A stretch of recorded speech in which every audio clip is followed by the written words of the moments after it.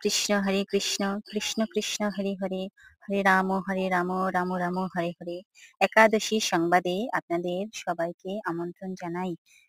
2025 সালের আষাঢ় মাসের শয়ন একাদশী পালিত হবে 6 জুলাই রবিবার এবং পালন করবেন পরের দিন 7 জুলাই সোমবারে 5টা 14 থেকে 9টা 43 মধ্যে। শয়ন একাদশী, যা দেবশয়নী একাদশী বা হরিশয়নী একাদশী নামেও পরিচিত, এটি হিন্দু পঞ্জিকার একটি গুরুত্বপূর্ণ তিথি। এই দিনে ভগবান বিষ্ণু ক্ষীর সমুদ্রে শেষনাগের উপর 4 মাসের জন্য নিদ্রায় যান, যা চাতুর্মাস্য নামে পরিচিত। এটি আষাঢ় মাসের শুক্লপক্ষের একাদশী তিথিতে পালিত হয়। শয়ন একাদশীর তাৎপর্য: বিষ্ণুর নিদ্রা। এই দিনে বিষ্ণু তার অনন্ত শয্যায় বিশ্রাম নেন এবং 4 মাস পর কার্তিক মাসের শুক্লপক্ষের একাদশীতে, প্রবোধিনী একাদশী, নিদ্রা থেকে ওঠেন। চাতুর্মাস্যের সূচনা: শয়ন একাদশী চাতুর্মাস্যের সূচনা করে, যা একটি পবিত্র 4 মাস ব্যাপী সময়কাল। এই সময়কালে কিছু নির্দিষ্ট আচার অনুষ্ঠান পালন করা হয় এবং এটি আধ্যাত্মিক উন্নতির জন্য একটি গুরুত্বপূর্ণ সময়। বৃষ্টি ও শস্যের জন্য প্রার্থনা: এই ব্রত পালনের মাধ্যমে বৃষ্টিপাত এবং শস্যের প্রাচুর্যের জন্য প্রার্থনা করা হয়। ঐতিহাসিক কিংবদন্তি অনুসারে এই ব্রত পালনের ফলে রাজ্যে বৃষ্টিপাত হয়েছিল এবং দুর্ভিক্ষ দূর হয়েছিল। পাপ মোচন ও পুণ্য লাভ: এই একাদশী ব্রত সকল প্রকারের পাপ মোচন করে এবং পুণ্য লাভের জন্য পালন করা হয়।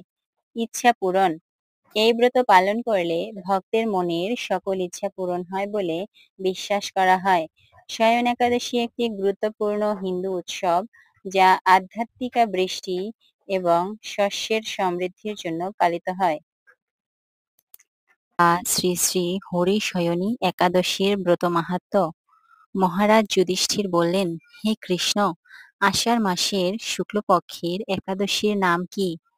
এর মহিমাই বা কি, তা আমাকে কৃপা করে বলুন। শ্রীকৃষ্ণ বললেন, ব্রহ্মা এই একাদশীর সম্পর্কে দেবর্ষি নারদকে যা বলেছিলেন, আমি সেই আশ্চর্যজনক কথা আপনাকে বলছি। শ্রী ব্রহ্মা বললেন, হে নারদ, এ সংসারে একাদশীর মতো পবিত্র আর কোনো ব্রত নেই। সকল পাপ বিনাশের জন্য এই বিষ্ণু ব্রত পালন করে একান্ত আবশ্যক। যে ব্যক্তি এই প্রকার পবিত্র পাপনাশক এবং সকল অভীষ্ট প্রদাতা একাদশী ব্রত না করে, তাকে নরকগামী হতে হয়। আষাঢ় মাসে শুক্লপক্ষের এই একাদশী শয়নী নামে বিখ্যাত। শ্রী ভগবান ঋষিকেশের জন্য এই ব্রত পালন করা হয়। এই ব্রতের সম্বন্ধে এক মঙ্গলময় পৌরাণিক কাহিনী আছে, আমি এখন তা বলছি।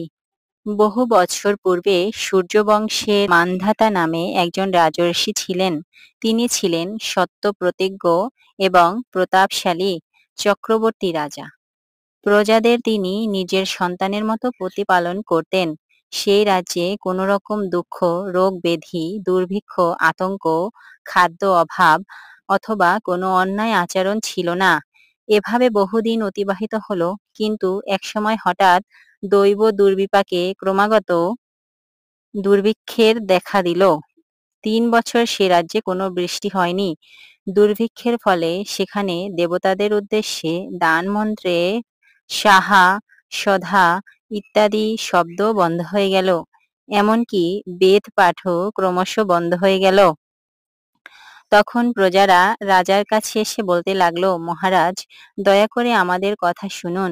শাস্ত্রে জলকে নার বলা হয়, আর সেই জলে ভগবানের আয়ন অর্থাৎ নিবাস। তাই ভগবানের এক নাম নারায়ণ। মেঘরূপে ভগবান বিষ্ণু সর্বত্র বাড়ি বর্ষণ করেন। সেই বৃষ্টি থেকে অন্ন এবং অন্ন খেয়ে প্রজাগণ জীবন ধারণ করেন। এখন সেই অন্নের অভাবে প্রজারা ক্ষয়প্রাপ্ত হচ্ছে। অতএব হে মহারাজ, আপনি এমন কোনো উপায় অবলম্বন করুন যাতে আপনার রাজ্যের শান্তি এবং কল্যাণ সাধন হয়। রাজা মান্ধাতা বললেন, তোমরা ঠিকই বলেছ, অন্ন থেকে প্রজার উদ্ভব, অন্ন থেকেই প্রজার পালন। তাই অন্নের অভাবে প্রজারা বিনষ্ট হয়, আবার রাজার দোষেও রাজ্য নষ্ট হয়। আমি নিজের বুদ্ধিতে আমার নিজের কোনো দোষ খুঁজে পাচ্ছি না। তবুও প্রজাদের কল্যাণের জন্য আমি আপ্রাণ চেষ্টা করব। তারপর রাজা ব্রহ্মাকে প্রণাম করে সৈন্যসহ বনে গমন করলেন। সেখানে প্রধান প্রধান ঋষিদের আশ্রমে ভ্রমণ করলেন। এভাবে তিনি ব্রহ্মার পুত্র মহা তেজস্বী অঙ্গিরা ঋষির সাক্ষাৎ লাভ করলেন। তাকে দর্শন মাত্রই রাজা মহা আনন্দে ঋষির চরণ বন্দনা করলেন। রাজা তখন তার বনে আগমন কারণ সবিস্তারে ঋষির কাছে জানালেন। ঋষি অঙ্গিরা কিছু সময় ধ্যানস্থ থাকার পরে বলতে লাগলেন, হে রাজন, এটি সত্যযুগ। এই যুগে সকল লোক বেদ পরায়ণ এবং ব্রাহ্মণ ছাড়া অন্য কেউ তপস্যা করেন না। এই নিয়ম থাকা সত্ত্বেও এক শূদ্র ও রাজ্যে তপস্যা করছে। তার এই অকার্যের জন্যই রাজ্যের এই দুর্দশা। তাই তাকে হত্যা করলেই সকল দোষ দূর হবে। রাজা বললেন, হে মুনিবর, তপস্যাকারী নিরপরাধ ব্যক্তিকে আমি কিভাবে বধ করব? আমার পক্ষে সহজসাধ্য অন্য কোনো উপায় থাকলে আপনি তা দয়া করে আমাকে বলুন। তদুত্তরে মহর্ষি অঙ্গিরা তাকে বললেন, আপনি আষাঢ় মাসের শুক্লপক্ষের শয়নী নামে প্রসিদ্ধা একাদশী ব্রত পালন করুন। এই ব্রতের প্রভাবে নিশ্চয় রাজ্যে বৃষ্টি হবে। এই একাদশী সর্বসিদ্ধিদাত্রী এবং সর্ব উপদ্রব নাশকারিণী। হে রাজন, প্রজা ও পরিবারবর্গ সহ আপনি এই ব্রত পালন করুন। মুনিবরের কথা শুনে রাজা নিজের প্রাসাদে ফিরে এলেন। আষাঢ় মাস উপস্থিত হলে রাজ্যের সকল প্রজা রাজার সাথে এই একাদশী ব্রতের অনুষ্ঠান করলেন। ব্রত প্রভাবে প্রচুর বৃষ্টিপাত হলো। কিছুকালের মধ্যেই অন্ন অভাব দূর হলো। ভগবান ঋষিকেশের কৃপায় প্রজাগণ সুখী হলো। এ কারণে সুখ ও মুক্তি প্রদানকারী এই উত্তম ব্রত পালন করা সকলেরই অবশ্য কর্তব্য। ভবিষ্যোত্তর পুরাণে যুধিষ্ঠির শ্রীকৃষ্ণ তথা নারদ ব্রহ্মা সংবাদ রূপে একাদশীর এই ব্রত মাহাত্ম্য বর্ণিত হয়েছে। মিডিয়া চ্যানেলের ভিডিও দেখে আপনারা যদি সমৃদ্ধ হন, উপকৃত হন, তাহলে অবশ্যই চ্যানেলটি সাবস্ক্রাইব করবেন। হরে কৃষ্ণ।